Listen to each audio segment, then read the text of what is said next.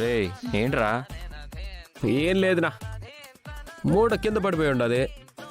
ఏం పాపా అడ్డం వస్తా ఉండవు అని అడుగుతా ఉన్నాను. సర్లేరా, చూసుకొని ఉండదులే. లేదు బావా, తనే అడ్డం వచ్చి ఏదేదో మాట్లాడుతున్నాడు చూడండి. ఏరా ఏమన్నారా? తెలుసో తెలియకో ఏమైనా అడ్డం వచ్చి ఉండొచ్చు, దానికి కోప్పడిపోతావా? ఇది మరీ బాగుండదనా. నేను అంటానావునే, మా వదిన మా చెల్లెలు కదా, ఈవెననే ధైర్యం కూడా ఉండదా నాకు? ఆ పాపే ఏమేమో అంటా ఉండదు, అడ్డం వచ్చినా అది ఇది అని. సర్లే విజయ, చూసుకోకుండా తగిలుంటాడులే. నేను సరే పర్లేదులే అంటున్నాను బావా. ఏం కథలు పడతా ఉండవు పాపా. సరే విజయ, నువ్వు నాతో రా, షాప్ అంతా చూపిస్తాను రా.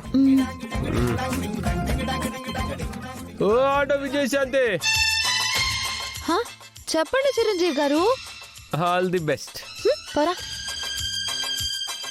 వానవ్, ఆవిడ అకౌంటెంట్, సేల్స్ గర్ల్ కాదు. నువ్వేమో అన్ని సెక్షన్లు చూపిస్తా ఉండవు. చూసావా బావా? రాయ్, అకౌంట్స్ చూడాలంటే ముందు మన షాప్ లో ఏమేమి ఉన్నాయో తెలియాలి కదా తనకి. చూపించలే, నేనేమైనా కాదన్నానా ఏమి? నువ్వు రామ్మా.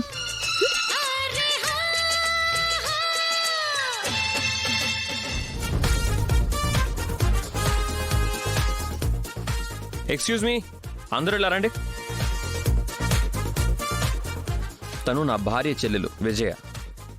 ఇక నుంచి మన షాప్లో అకౌంట్స్ చూసుకుంటుంది. తనేమైనా హెల్ప్ అడిగితే మీరు చేయండి, ఓకేనా? Vijaya, all the best. Thank you బావా. వెళ్ళి వర్క్ చేసుకోండి. Okay sir.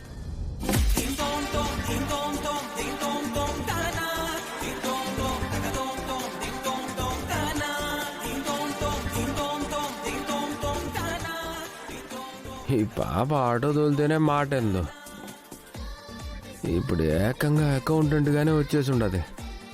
పైగా ముందే చెప్తా ఉండదు, నేనెవరిని లెక్క పెట్టను అని. ఏం చేస్తుందో ఎట్లా చేస్తుందో. తనని కాపాడడానికి నేనెన్ని ఫైటింగులు చేయాలను.